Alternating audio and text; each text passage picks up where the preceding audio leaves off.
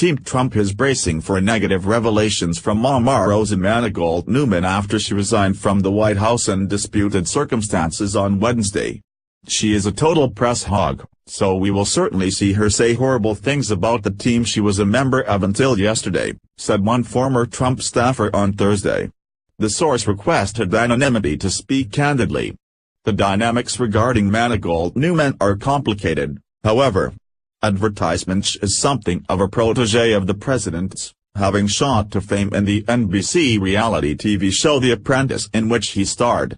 Soon after he took office, she was appointed as a senior advisor to the president, as well as communications director of the Office of Public Liaison. Several sources close to the matter suggested that Manigault Newman was unlikely to attack President Trump himself, and might instead focus her fire on his team. Manigault Newman was also the most prominent African-American person in Trump's inner circle.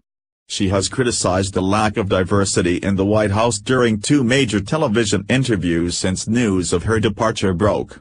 On Thursday, she told ABC's Nightline that she was very lonely working as part of Trump's overwhelmingly white senior team. They had never worked with minorities, didn't know how to interact with them, Manigault Newman said. Earlier on Thursday, she told ABC's Good Morning America that, as the only black woman among the White House's senior staff, I have seen things that have made me uncomfortable, that have upset me, that have affected me deeply and emotionally, that has affected my community and my people. The idea of Manigault Newman as a representative of the black community writ large will be met with skepticism in some quarters. African American voters have disdained Trump, with only 8% of them voting for him over Democrat Hillary Clinton in the 2016 presidential election, according to exit polls.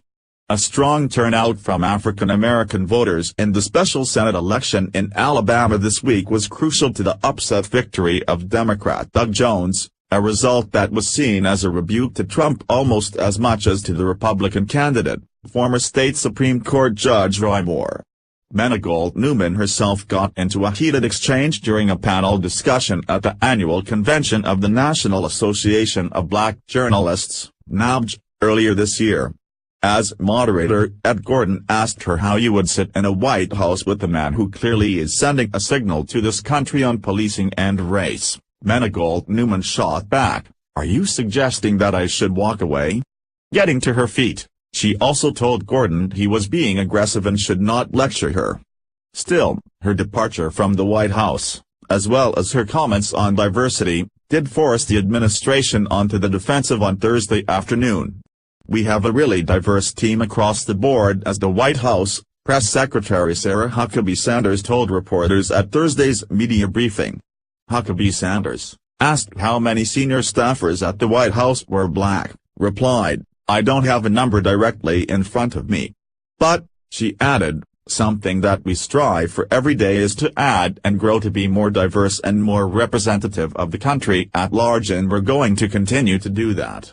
Both critics and defenders of Manigault Newman agree she will be able to strike deals for a book about her time in the White House, or perhaps work as a TV commentator, given her celebrity and undoubted media skills.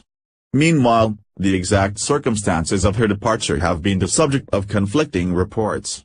Huckabee Sanders insisted that the former reality TV star resigned from her position but declined to go into detail. On Wednesday evening, the Secret Service said in a tweet that it had not been involved in her termination, nor had it escorted her off the White House grounds, as some reports had suggested. It did note, however, that it had deactivated her pass to be on the grounds.